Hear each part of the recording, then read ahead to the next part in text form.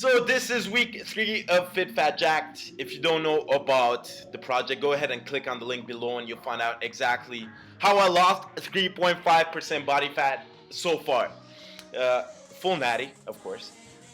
Seriously, I feel a lot better. I lost like muscle definition is coming in. I feel more energy. I feel more productive. And with a fucking 100-hour work week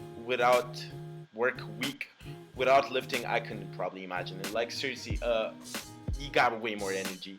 Your mental process going a lot faster, and you feel accomplished on a daily basis because you're getting shit done. And for everybody who has crazy work schedules and they don't lift, I don't know what the fuck you're doing with your life. Seriously, I don't know.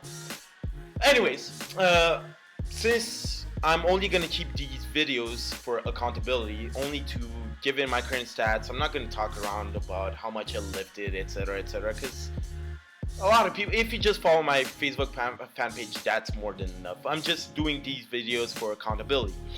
So instead, what I decided to do, gonna grab every week, I'm gonna grab a comment, like basically a comment or whatever, with a question, and I'm gonna answer it. So not only are you gonna get more in-depth answers, but you're gonna get educated at the same time.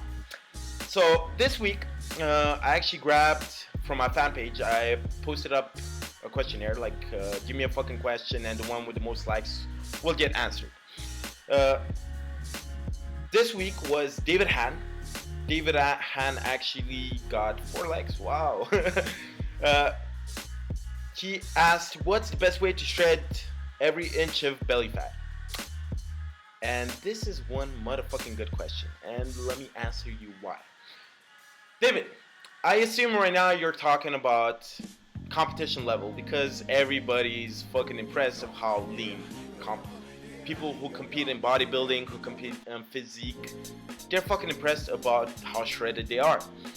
And of course, that leaves an element of desire. We're human, we love aesthetics, etc., and we wanna be the people who get that shredded. But there's one side of story that not a lot of people know. And listen up closely. Being that shredded is not healthy. Bodybuilders are not healthy. Physique models, I could argue, all depending on genetics, but I can safely tell you that most of them are not as healthy as you'd think. And let me tell you why. When you go to such a low body fat percent, when you go under sub 7, around sub 7, that's when problems start occurring. When you're under 7% body fat, that's when your hormones go down, especially testosterone. The lower body fat you are, the less testosterone you produce. And as a man, that's really important. As a woman, that's also important. For us men, our libido goes down. That means you can't get a fucking hard on. You don't even think about sex. You have a hard time keeping focus at gym. You have a hard time focusing on your overall life. Okay? When you're that shredded, it's not healthy. Your metabolism goes down. Your body's immune system actually goes down and close to being shut down.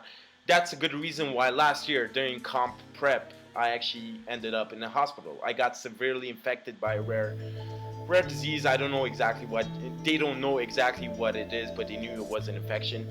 And I was just passed out at the hospital. I woke up with a fucking intubator shoved into my throat. So seriously, I have no idea what the fuck was it. But since you do expect an answer, I'm gonna tell you this. Instead of aiming for competition level, which is sub 6%, you want, let's even extreme like 4%. Instead of going there, how about you go between 7 and 10%? Go all the way to 7% first, then maintain between 7 and 10% all year long. That way you can actually show up to the gym, have all the benefits of aesthetics, of being completely shredded, etc., without having all the health downsides. And in order to do that, you're gonna need to master 3 things. 1 is sleep, 2nd is your training, and 3rd is your diet. Supplements come after. The importance of sleep is the greatest one of all. It's not more important than nutrition, it's not more important than your training. Let alone, you cannot overemphasize that all of them are important together, because you cannot get where you need without all these combined.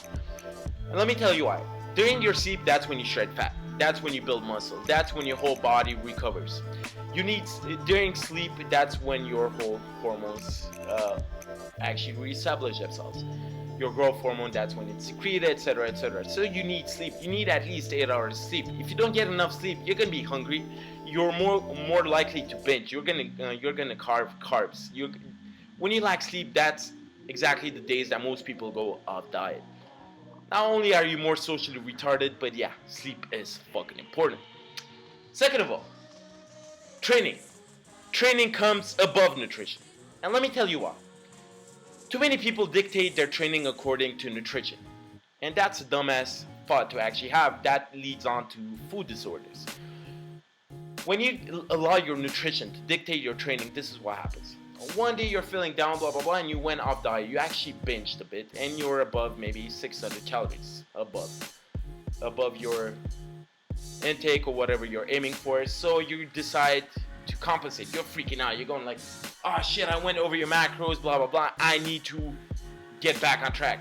Oh, you know what? I'm gonna go for a run. I'm gonna burn off those calories. That's a dumb idea, and this is why. Because you're gonna tell your body that it's okay to go off diet, because the only thing you have to do is punish yourself.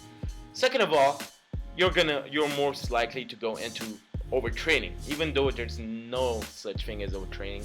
Okay, there's some things as overtraining, but legit, you're gonna burn off your CNS. You're gonna be more fatigued. You're gonna be feeling low motivation, etc., etc., and that's because you push your body too much.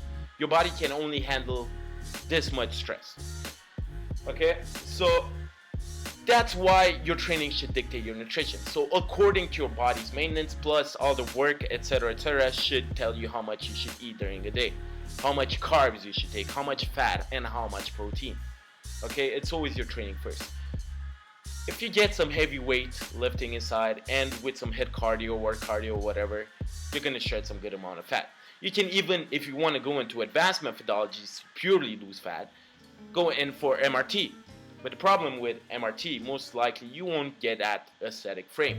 You won't have that X-shaped body. You won't develop into specialization, how I call it, for aesthetics. So that's why MRT is good when you really need rapid fat loss. You don't give a shit about aesthetics, and you don't mind losing a bit of fat. Incorporate that. But what I usually prescribe is basically body part splits or upper body, lower body splits with really heavy workouts. Get in some cardio with that, by that I mean like steady pace jogging, but really below 20 minutes. Do some sprints, do some hill sprints, do some fucking bike HIIT cardio, whatever, as long as you get some fucking cardio inside. Okay? So that's pretty much it. Seriously.